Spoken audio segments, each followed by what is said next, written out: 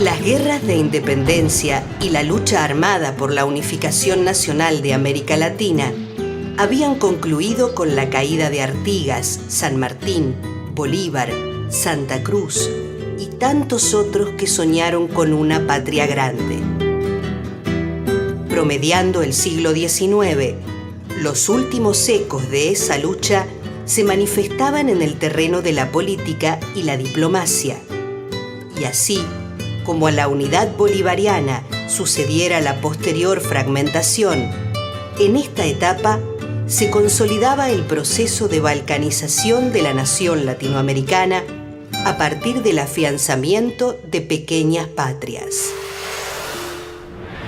Lo que había sido como una posibilidad de continuar viviendo juntos para garantizar la libertad, para garantizar el control de nuestros recursos, para hacer posible la vida, ¿verdad?, plenamente independiente, para poder posicionarnos frente a las potencias de la época, va a dar entonces al traste con la formación de las naciones, con los intereses regionales, los conflictos internos, la competencia por colocar los productos, las diferencias por las fronteras, con la intromisión, por supuesto, de los imperios, los nuevos imperios, que ahora van a reinar sobre estas tierras, particularmente los ingleses, el imperio inglés, que se posesiona y controla básicamente estos recursos. En el último tercio del siglo XIX, las élites latinoamericanas, en especial los terratenientes, comenzaron a interesarse por la política nacional. La dinámica política no excluyó la utilización de la violencia y la instalación de gobiernos autoritarios que centralizaban el poder y sentaban las bases de una forzosa unidad nacional. Julio Argentino Roca encaraba en 1879 la llamada Campaña del Desierto. Pero ese desierto no era tal. Estaba habitado por nutridas comunidades de pueblos originarios, quienes para las élites no eran argentinos, y cuyas tierras eran de gran interés para los grupos económicos ligados al comercio exterior. En unos meses, soldados armados con los últimos inventos modernos de la guerra provocaban la muerte de miles de indígenas, la reducción a la servidumbre de los sobrevivientes y la ocupación de 15.000 leguas cuadradas de tierra que quedarían en manos de pocas familias y se destinarían a la producción. El éxito obtenido en el exterminio indígena prestigiaba la figura de Roca y lo llevaba a la presidencia de la República en 1880. También Porfirio Díaz, en México, accedía al gobierno a partir de una demostración de fuerza en 1876 que lo posicionaba como el hombre fuerte que podría asegurar la ley y el orden. Así sucedía en casi toda América Latina. Lo importante era mantener la estabilidad y el control social. La Constitución de los Estados-Nación latinoamericanos estuvo basado en gobiernos fuertes, gobiernos que monopolizaron la fuerza, monopolizaron el poder político, la burocracia, y que estuvieron constituidos por pequeños grupos de élite. En general, los presidentes estuvieron acompañados por sus familiares en el manejo del poder y por algunos otros elementos de la sociedad que también eran quienes tenían el poder económico en sus manos. Las ideas que se llevaron adelante o que trataron de ponerse en marcha a través de estos Estados-nación fueron ideas provenientes de Europa y de los Estados Unidos. En aquel momento imperaba esta mirada del positivismo que creía en el desarrollo científico como una herramienta importantísima para poder generar un progreso constante. Pero esas ideas fueron traídas a Latinoamérica sin tener, y puestas en marcha en Latinoamérica sin tener en cuenta nuestras realidades, sin tener en cuenta el contexto latinoamericano. Los positivistas latinoamericanos identificaban en la cultura hispánica y la tradición indígena los males que aquejaban a las ex-colonias: el sistema de castas, el dogmatismo ideológico, el atraso, la barbarie. América Latina debía erradicar ambas herencias para conquistar un sitio entre las naciones civilizadas. La entrada de las pequeñas patrias a la modernidad fue alentada y organizada desde los sectores de poder. Siguiendo lineamientos liberales, sancionaban leyes de registro y matrimonio civil. Redactaban códigos de comercio, penales, de minería. También establecían la educación primaria laica, común y obligatoria, en la creencia de que la enseñanza introduciría nuevos valores en la población y moldearía un futuro ciudadano que legitimaría ese sistema de gobierno. La necesidad de homogeneizar las creencias era una condición indispensable para el nacimiento de una nación. Así, se confeccionaban escudos, símbolos, monedas, mapas, estampillas y textos con la historia y geografía nacional. Se instalaba un Estado oligárquico y, en consecuencia, excluyente, ya que los sectores populares y subalternos quedaban fuera del Estado y de la naciente sociedad civil.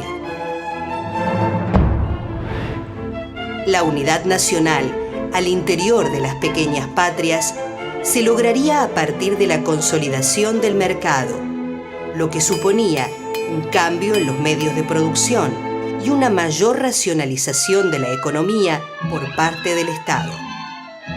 Los integrantes de las élites latinoamericanas consideraban que indígenas y mestizos carecían de aptitud para el trabajo. Ellos estaban convencidos serían los inmigrantes noreuropeos quienes, al mestizarse con las poblaciones autóctonas, mejorarían la raza y lograrían una mejor adaptación de esta al trabajo. Los que llegaron a América, provenientes, en general, del sur de Europa, fueron los campesinos sin tierra, los obreros desocupados, los anarquistas y socialistas que defendían los derechos de los trabajadores, de los humildes, y dejaban sus países perseguidos por la represión antiobrera desarrollada por la patronal y los gobiernos. La concentración de la propiedad territorial impidió a los inmigrantes el acceso a la tierra. Tuvieron que conformarse con ser arrendatarios o asalariados rurales.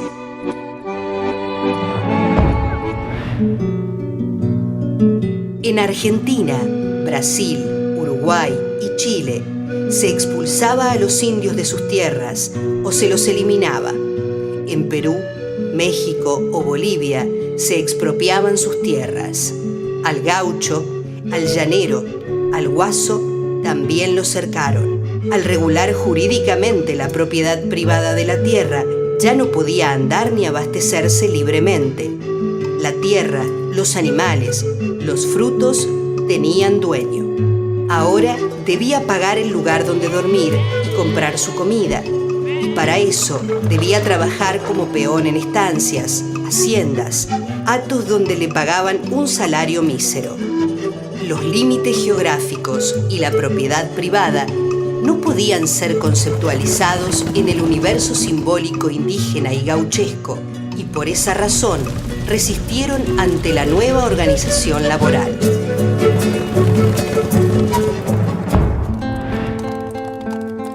La consolidación territorial de los estados, las grandes extensiones de tierra dedicadas a la producción de materias primas con mano de obra nativa e inmigrante, fueron los requisitos necesarios para que los países latinoamericanos respondieran con agilidad a la expansión de la demanda internacional que provenía de los países industrializados y a los cambios técnicos que abrieron paso al gran comercio en esta etapa de globalización. México exportaba cobre y zinc, Centroamérica producía café y plátanos, Venezuela y Brasil, café, Cuba, café, azúcar y tabaco. Perú exportaba azúcar y plata. Chile, cobre y salitre. Uruguay y Argentina, bienes agrícolas y ganaderos.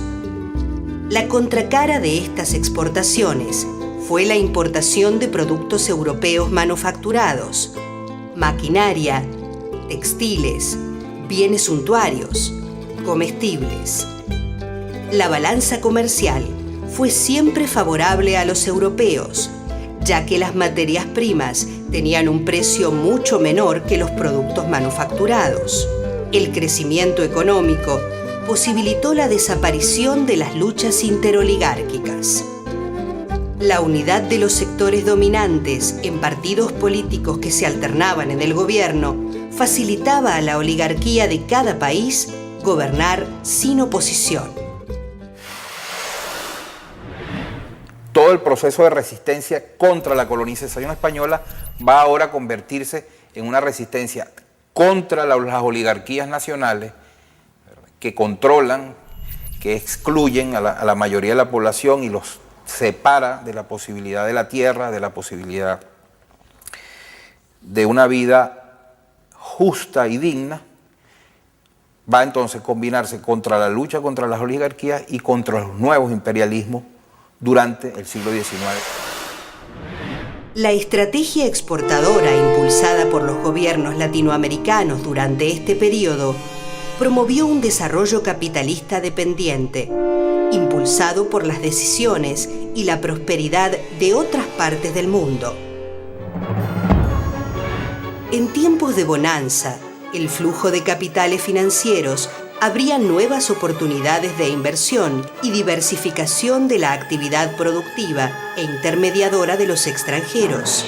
Los capitales fueron invertidos en infraestructura, tendido de redes ferroviarias que comunicaban los lugares de producción con la salida al exterior, mejoramiento de los puertos abastecedores del mercado mundial, instalación de plantas de procesamiento básico de materias primas, tranvías, tendido de la red telegráfica necesaria para llevar a cabo las transacciones comerciales.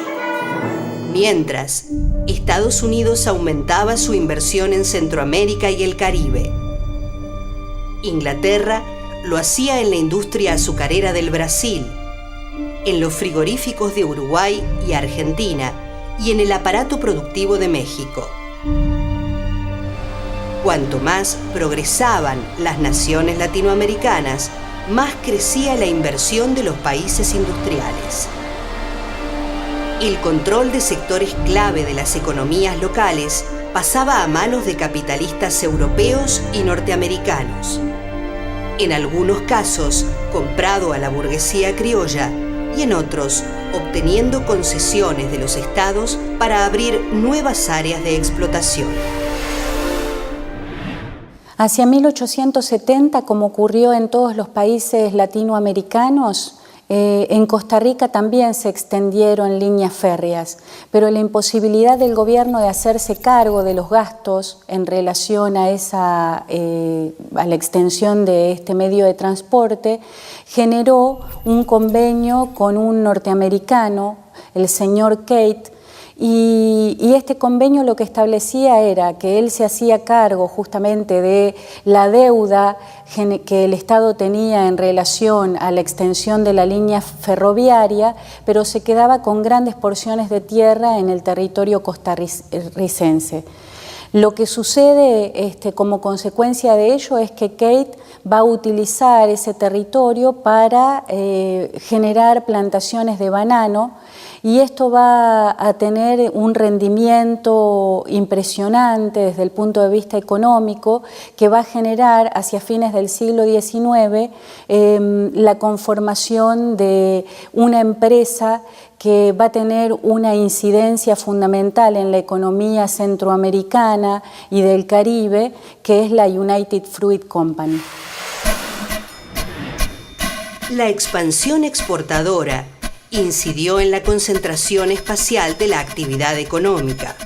Las funciones administrativas ligadas al sector público y privado se concentraban en la ciudad capital de cada país. El tendido de las líneas férreas se realizó conectando esas ciudades y su zona de influencia con el puerto que habilitaba el comercio exterior. La ciudad capital consolidaba su posición privilegiada debido al gasto personal de los sectores sociales de altos ingresos, ya que se convirtió en el lugar de residencia y de consumo de las élites políticas y económicas. Así, mientras las ciudades capitales se asemejaban cada vez más a las europeas en su arquitectura, iluminación, servicios de transporte, lugares de esparcimiento, otros territorios mantenían una estructura arraigada a la herencia colonial y a las tradiciones autóctonas, donde las únicas tareas posibles estaban vinculadas a la producción agrícola-ganadera y minera. Esto provocaba un desequilibrio demográfico, ya que las ciudades brindaban mayores posibilidades de trabajo, lo que atraía a los pobladores rurales y también, ante la imposibilidad de acceso a la propiedad de la tierra, muchos inmigrantes optaban por radicarse allí.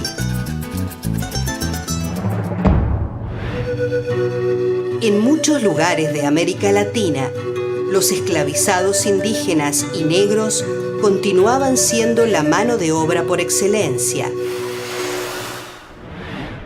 Hacia fines del siglo XIX se van a producir en países como Cuba, Puerto Rico, Brasil, movimientos de esclavos que van a intentar conseguir la libertad, ya sea generando rebeliones, ya sea fugándose de las distintas haciendas. Estos movimientos son los que de a poco van a ir generando la libertad de los esclavos en los distintos países. El último en declarar la abolición de la esclavitud va a ser Brasil, después de una política progresiva de libertad de vientres, ley de sexagenarios. Y esta abolición de la esclavitud va a coincidir con el cambio de gobierno, el cambio de la forma de gobierno, el paso de la monarquía a la república en Brasil. Esto va a generar algunos adelantos desde el punto de vista político, como la organización presidencialista, el sufragio universal masculino, pero de todas maneras esta organización va a tender a beneficiar solamente a un sector social, el sector de la élite, a quien no se le va a pagar ningún tipo de indemnización por la liberación de sus esclavos, pero sin embargo se le van a ir permitiendo determinadas formas de mantenimiento de estos sectores asalariados que van surgiendo luego de la abolición de la esclavitud en una suerte de esclavitud por deudas, porque cada una de las haciendas, cada una de las minas, de los lugares de trabajo, van a ir teniendo almacenes de ramos generales que van a ser de propiedad de los mismos hacendados, facendeiros, y a los trabajadores se les va a pagar con bonos o con monedas de las mismas empresas que van a tener que intercambiar en estos lugares. Los salarios tan bajos lo que generaba era que siempre quedaran en deuda, de manera tal que no se van a poder ir de ese lugar hasta que no finalicen el pago de su deuda, cosa que va a ser prácticamente imposible, y esta deuda se va a transmitir de generación en generación y van a quedar absolutamente apegados a esa condición. Hacia fines del siglo XIX, y como respuesta a la alternancia en el gobierno de partidos políticos oligárquicos, emergían de mano de las capas medias de la sociedad, de los trabajadores y del aporte ideológico de los inmigrantes, los primeros partidos obreros, democráticos, socialistas. Su surgimiento abría espacios a otros sectores sociales que hasta el momento se encontraban excluidos de la representación partidaria.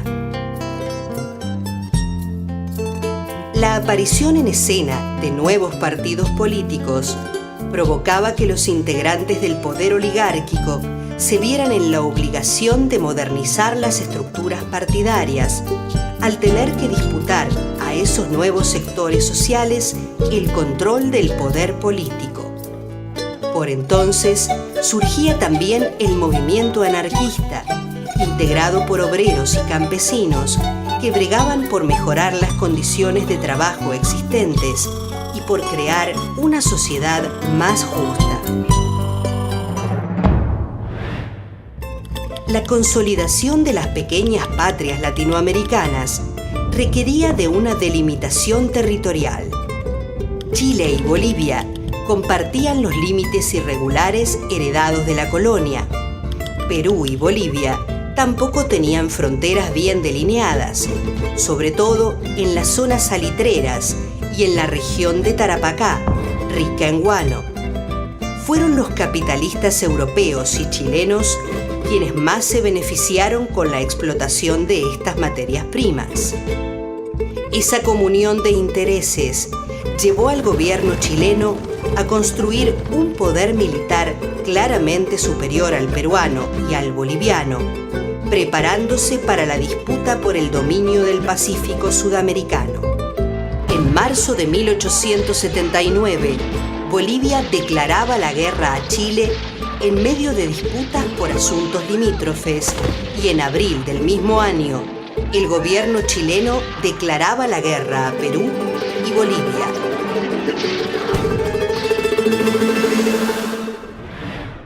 La guerra del Pacífico es el expansionismo chileno para conquistar las costas donde hay guano, para hacer grandes negocios con guano y con salitre, atacando a Bolivia y Perú y dejando a Bolivia sin salida al mar. También es una cosa tremenda. La Guerra del Pacífico finalizaba con la firma del Tratado de Ancón en 1883. Se acordaba la transferencia a Chile de la soberanía de la provincia peruana de Tarapacá, rica en salitre, y se le permitía la posesión del puerto de Arica y la ciudad de Tacna por un periodo de 10 años.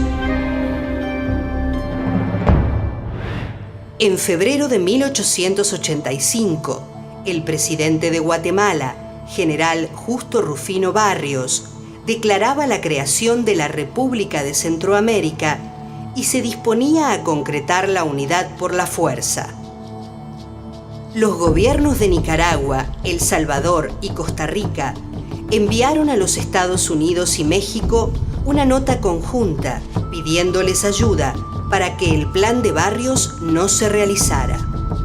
El presidente de Estados Unidos manifestó su desagrado por tal aventura y Porfirio Díaz movilizó a su ejército hacia la frontera guatemalteca. Las burguesías de los países centroamericanos consideraban que con la unión perderían sus privilegios políticos y económicos y prefirieron defender la independencia de las pequeñas patrias. Barrios fue derrotado y muerto en el campo de batalla. Los conflictos que mantuvieron los países latinoamericanos llevaron a que hacia fines del siglo XIX se tratara de buscar una alternativa de resolución pacífica, de afianzamiento de los lazos comerciales. Surge allí la idea de panamericanismo, pero en ese panamericanismo va a aparecer como una de las figuras centrales Estados Unidos, tratando de desempeñar la función, el rol de gran hermano, de este ojo que todo lo ve, que todo lo puede controlar, y va a dejar sentada esta idea ya en la primera conferencia panamericana que se celebra a fines del siglo XIX. Y a partir de ese momento va a llevar adelante esta política de intervención en las cuestiones internas de los distintos países latinoamericanos. Va a suceder en el caso del Canal de Panamá, va a suceder en el caso de Nicaragua y en cuanto conflicto tenga posibilidad de intervenir para defender según planteaba el Destino Manifiesto, los intereses de los ciudadanos norteamericanos para defender la democracia y la libertad, que son los valores que esta sociedad sostenía y sostiene en la actualidad. En el Caribe, José Martí, Antonio Maceo, Máximo Gómez Báez y muchos cubanos libres y esclavos se organizaban para independizar a la isla de Cuba del dominio español. Concebían la lucha revolucionaria como el camino para acabar con la desigualdad que el dominio colonial había establecido. El gobierno español se enfrentó no solo a los grupos independentistas, sino también a las fuerzas estadounidenses que brindaban apoyo a los cubanos. La guerra hispano-cubano-estadounidense culminó rápidamente y en 1898, a través de la firma del Tratado de París, España traspasaba a los Estados Unidos la posesión de las islas de Puerto Rico, Guam y Filipinas. El tratado disponía respecto a Cuba que los Estados Unidos tomarán sobre sí y cumplirán las obligaciones que por el hecho de ocuparla le impone el derecho internacional para la protección de vidas y haciendas. El plan estadounidense en relación a Cuba quedaba al descubierto: ocupar la isla para supeditarla a sus intereses económicos y geopolíticos. El gobierno de los Estados Unidos anunciaba así su política de intervención abierta hacia América Latina y el Caribe durante las primeras décadas del siglo XX.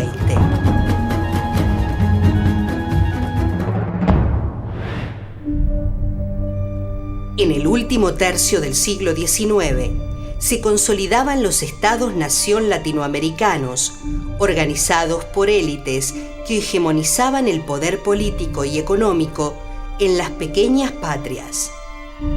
Los integrantes de estas élites, a imagen y semejanza de las corrientes de pensamiento europeo, depositaban en el uso de la razón la posibilidad de transformar sus mundos, de civilizar, de hacer habitables los espacios salvajes, de edificar sociedades civiles. Para ellos, la razón, la ciencia y la tecnología eran útiles para demoler el antiguo orden conservador y construir un nuevo orden político y social y un estado racional que permitiera a las personas alcanzar la felicidad, la plenitud humana, en un movimiento de mejoramiento e innovación incesante. A pesar de los cambios, ese orden continuaba sosteniéndose en la exclusión de la participación política, la explotación económica y el analfabetismo de grandes sectores de la población. El sueño de los libertadores no había hecho más que retroceder en las últimas décadas del siglo XIX. La balcanización propiciada desde el exterior y concretada por la acción de las oligarquías vernáculas atraídas por el poder magnético de Europa, había quebrado los antiguos vínculos unionistas y forjado la imponente visión de las patrias chicas. La lógica capitalista y la inserción de los estados-nación latinoamericanos al mercado mundial se conseguía aplastando el espíritu social, convirtiendo a los integrantes de las sociedades en una suma de egoísmos, haciendo de los individuos náufragos en medio de la muchedumbre. En esas pequeñas patrias, las condiciones de pobreza, exclusión e inequidad fortalecerían a muchos hombres y mujeres que encararían la empresa de aunar esfuerzos para batallar por una vida digna y también por la defensa de la soberanía y la búsqueda en la historia y en las tradiciones de una identidad nacional compartida por los habitantes de América Latina. En ellos renacería una vez más El sueño de los libertadores.